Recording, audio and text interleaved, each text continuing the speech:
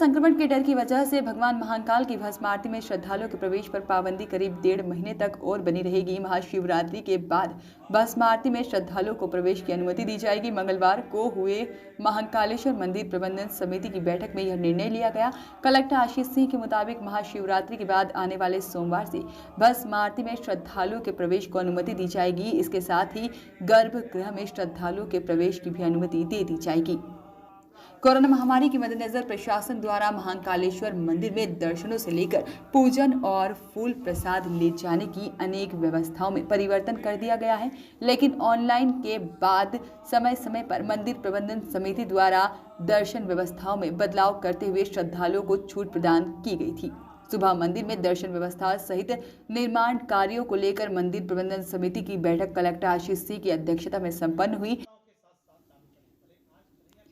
जिसमें महाकाल चौराहे से मंदिर तक मार्ग को 24 मीटर चौड़ा करने सहित मंदिर में फूल प्रसाद ले जाने से प्रतिबंधित हटाने को लेकर महत्वपूर्ण निर्णय लिया गया। जैसे भस्म आरती परमिशन शिवरात्रि बाद शुरू किए जाने का निर्णय भी लिया गया। महाकाल चौराहे से महाकाल मंदिर मार्ग 24 मीटर चौड़ा होने के साथ ही बड़ा गणपति मार्ग 18 मीटर और बड़ा गणपति मंदिर आनंद शंकर व्यास जी की गली 18 मीटर और 4 धाम पार्किंग से नरसिंह घाट 18 मीटर और उर्दू स्कूल की गली से माधव सेवा न्यास 18 मीटर और 24 खंबा माता मंदिर से महाकाल मार्ग 12 मीटर चौड़ा किया जाएगा। इसके अंतर्गत मकान, दुकान आदि भू अर्जन के लिए प्रभावितों को मुआवजे का प्रावधान किया जाएगा। लॉकडाउन के बाद आम लोगों के लिए शुरू हुई मंदिर के दर्शन व्यवस्था में कोरोना गाइडलाइन के कारण मंदिर में फूल प्रसाद ले जाने पर प्रतिबंध लगाया गया था, जो अब तक जारी था और मंदिर समिति की बैठक में प्रतिबंध हटाने की बात कही गई, जिससे सर्वसम्मति से स्वीकृत किया गया और अब श्रद्धालु मंदिर में फूल प्रसाद आदि सामग्री लेकर जा सकेंगे। रखे गए थे उसमें भस्म आरती को प्रारंभ करने को लेके और गर्भगृह में प्रवेश प्रारंभ करने को लेके एक विषय था, जिस संबंध में प्रबंध समिति ने सर्वसम्मति से निर्णय लिया है कि इस व्यवस्था को महाशिवरात्रि के तत्काल बाद जो है वो चालू करना चाहिए और जो भी महाशिवरात्रि के बाद वाला सोमवार पड़ेगा या उसके 7-8 दिनों के अंदर हम लोग भस्म आरती भी प्रारंभ करेंगे और जब भस्म आरती प्रारंभ होगी तो पूरी कैपेसिटी के साथ में चलेगी और गर्भगृह में जो प्रवेश जो पहले चलता था कोरोना से पहले उसको भी प्रारंभ कर दिया जाएगा। लेकिन एक जो मंदिर के समय रहता था, टाइमिंग रहती थी, खासतौर पर रात में, अभी तक हम लोग केवल 9:45 बजे तक प्रवेश दे रहे थे, तो शयन आरती कहीं न कहीं जो है वो जो श्रद्धालु हैं उनके लिए प्रतिबंधित थी, उसको हम आज से ही चालू कर देंगे। शयन आरती में लोग भाग ले सकते हैं, उसको देख सकते हैं और इसी हिसाब से जो उसका समय है जो 9:45 तक होता था उसको हम लोग 10:15 तक आगे बढ़ा दें।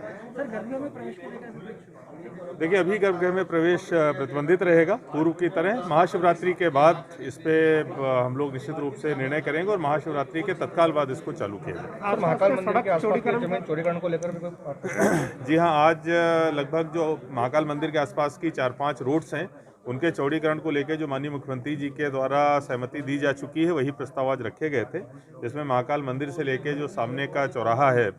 जो महाकाल घाटी वाला, वहाँ तक हम लोग 18 मीटर करेंगे और इसके अलावा जो महाराजवाड़ा के सामने की दोनों रोड्स हैं, एक तो जो महाराजवाड़ा और छोटा रुद्रसागर के बीच की रोड है उसको हम लोग 12 मीटर करेंगे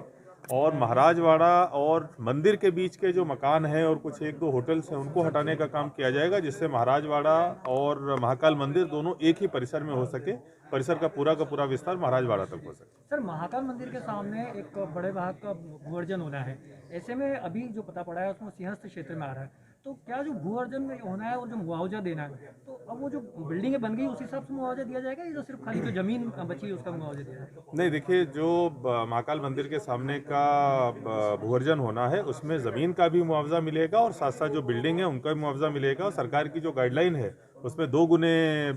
दाम जो है मिलते हैं, उसी आधार पर उनको कीमत का भुगतान किया। लेकिन सर, वो तो सिंहस्थ क्षेत्र में आ रही है क्योंकि वो पूरा अवैध ही है वो निर्माण। तो देखिए, सिंहस्थ क्षेत्र में भले ही शामिल हो, लेकिन सिंहस्थ क्षेत्र में भी प्राइवेट ज़मीनें हो सकती हैं। कोई ज़रूरी नहीं है कि सिंहस्थ क्षेत्र की सभी ज़मीनें सरकारी हों। अगर प्राइवेट ज़मीन हम लोग ले रहे हैं तो उनके भू अर्जन में दुगना पैसा उनको मिलेगा और जो बिल्डिंग बनी हुई है उसका भी पैसा उनको सर दानदाताओं के लिए एक विदेश जो दानदाता आते हैं उनके लिए भी एक अकाउंट खोला जा रहा है सर। जी हाँ, जो फॉरेन करेंसी अकाउंट एक हम लोग खोल रहे हैं, क्योंकि जनरली ये देखा जाता है कि अगर विदेशी लोगों के द्वारा कुछ चेक दिया जाता है तो उस चेक को एनकैश कराने में इतना पैसा लग जाता है कि जितने का उस चेक भी नहीं होता है। तो हम लोग एक नया फॉरेन करेंसी अकाउंट खोलेंगे जिसमें कि उन सब सारे चेक्स को जमा किया जा सके और इसके साथ साथ अगर विदेशों से कोई हमको दान भी देना चाहता है तो उसको भी प्राप्त किया जाए।